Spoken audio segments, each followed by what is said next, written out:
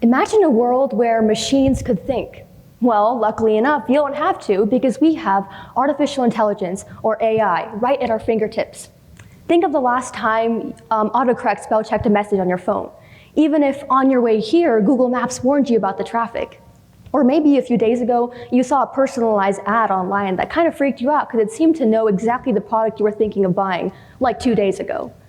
These are all super common applications of artificial intelligence in our day-to-day lives.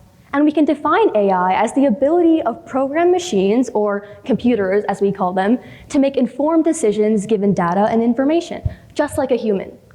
Essentially, it's a computer that thinks by making these decisions. It doesn't yet feel, it's not sentient, but it is objectively smart. Now, our world is being overcome by a digital revolution, with AI at the very forefront. In fact, the rate of technological development is so rapid that our economy, our policies, our educational systems, and especially our workforce is struggling to keep up.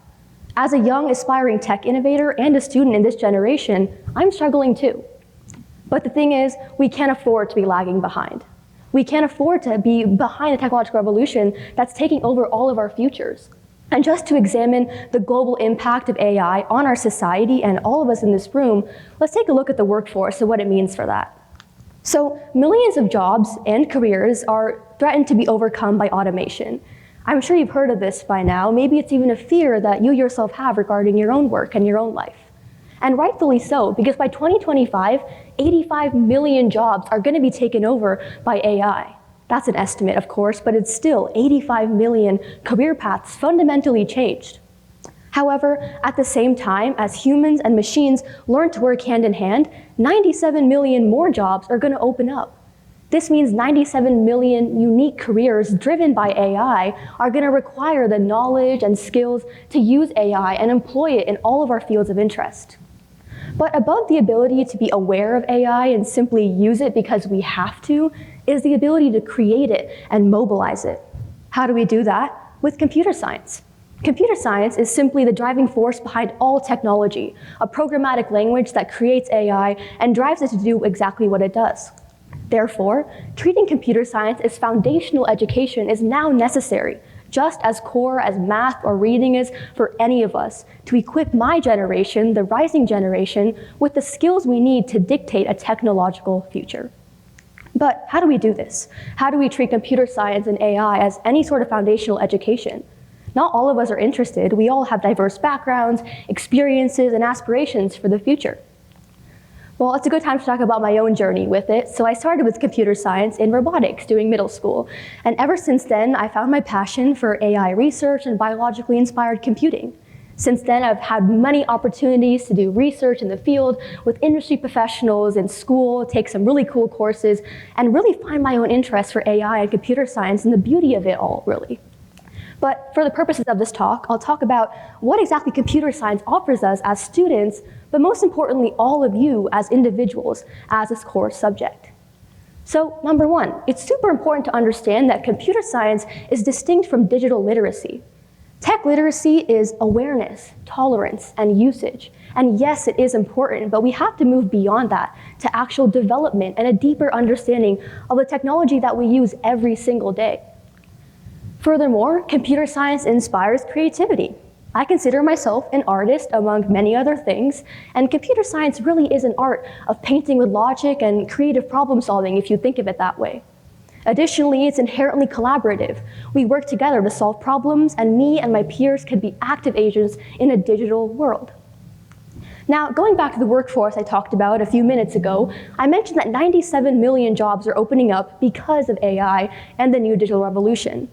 This means that 97 million jobs and their respective employers are looking for technical skills regarding computer science and using AI to hire a future workforce. And this is yet another way we're lagging behind, because 40% of employees right now are going to require technical reskilling to be able to thrive in a workforce of AI, of automation, and of computer science. And the prominent skill groups they're looking for? Let me tell you, lateral analysis, critical thinking, and creative problem solving reported by the World Economic Forum. Sound familiar? It really should, because this is exactly what I just told you computer science has offered me and so many people as a foundational educational subject. Now, you might be wondering why this issue all arises. And the issue is because of the drastic lack of accessibility and participation in computer science, the danger of a skill gap in the future workforce is mounting and incredibly dangerous and detrimental to our progress as a society. And it all arises from a fundamental problem in our educational system. So let's talk education. Across the US, access to computer science is a prevalent issue, with less than 50% of American high schools even having any sort of computer science curriculum offered. In Oregon, though, luckily enough, 86.6% of Oregon high school students have an access to computer science course.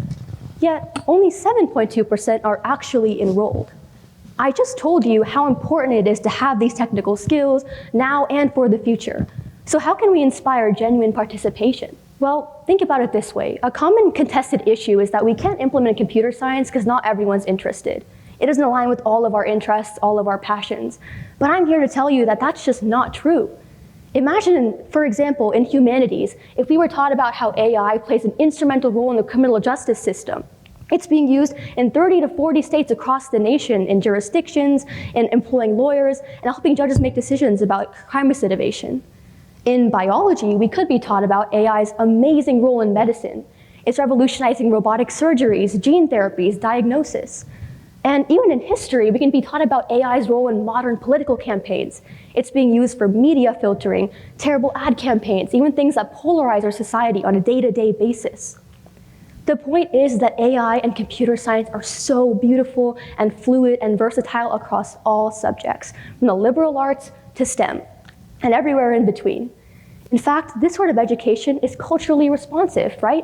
It grounds ourselves in the present and all of our passions, but looks ahead to our inevitable role in a technological future. Now, AI, of course, is incredibly powerful, as I'm sure you've picked up on by now. But just like a human, it's susceptible to a certain bias. Now, bias is a scary word. It's a human word, first of all. And machine bias is a very technical subject. So let's break it down with a little example. Compass is an example of an AI tool that's being used in 40 states and jurisdictions right now as a way to help judges and law courts make decisions about criminals that are likely to commit crime again in the future. It's presented with images of a defendant, along with criminal history and personal information, and the AI is asked to make a decision about how dangerous the person is, how likely they are to commit a crime again in the future. I'll tell you a bit about these two individuals on the screen here. The man on the left was charged with one attempt of resisting arrest without violence.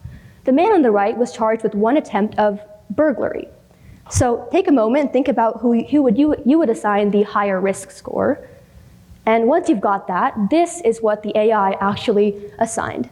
And I hope this comes as a shock to you, and it really should. Because in the beginning, I told you that AI is supposed to be smart and it's supposed to be objective. But this outcome is neither of those things. So what's happening? Take a look at this data set now. What do you notice? Hopefully it jumps out to you that a lot of the population here is white and Caucasian. This means it's visually unrepresentative of people of color. And this is a huge problem because AI learns from its environment and the information that we feed it. If it's learning from a biased data set, if it's learning with a biased algorithm, and if it's being used inappropriately, like maybe these tools shouldn't even be used in the first place, then the outcome is a discriminatory, inaccurate result, like you just saw with Compass. But there is one thing missing to this diagram, and it's us, as human developers. If we ourselves behind all of these technologies, data sets, algorithms are not representative of the diverse perspectives and ideas and backgrounds in society, how can we expect AI to be any different? How can we expect it to have an equitable outcome? The thing is, we really can't. And this unrepresentation is prevalent even in academia in computer science. In fact, in 2021, only 30.6% of all AP computer science students were women of any race. Only 16% were Hispanic, and only a mere 6% were Black. On the other hand, 43% of these computer science students were white of 2021. Now, this is clearly a huge issue. The promoting diversity in technology stems far beyond just having it for the sake of diversity. We need to promote diverse integration, which is partnership and power and influence of minority populations, so we're able to have these equitable outcomes. This is why having computer science as a foundational core, accessible to everyone, human-centered, and culturally relevant is so incredibly important. Now, you're probably wondering by now, well, what am I going to do about any of this? And I hope I've inspired you in some way, shape, or form to maybe even stay informed, learn more about the role that technology and AI plays in your own career, your own life, on a personal or professional basis. Maybe even how you can start researching more about AI, take some computer science courses yourselves, things like that, to just stay informed and be able to be mobilized for the technological future that looms above us. Additionally, advocacy is incredibly important. Because of student advocacy, the Oregon Department of Education is mobilizing a $5 million grant and fund to implement computer science curricula across all private and public schools in Oregon by 2025. This initiative did not come out of nowhere. It came from advocacy and student voice. We are working with teams of curriculum developers, K-12 students, people from Intel and beyond, to create these curriculums and implement it across all these schools to address the issues I've just talked to you about.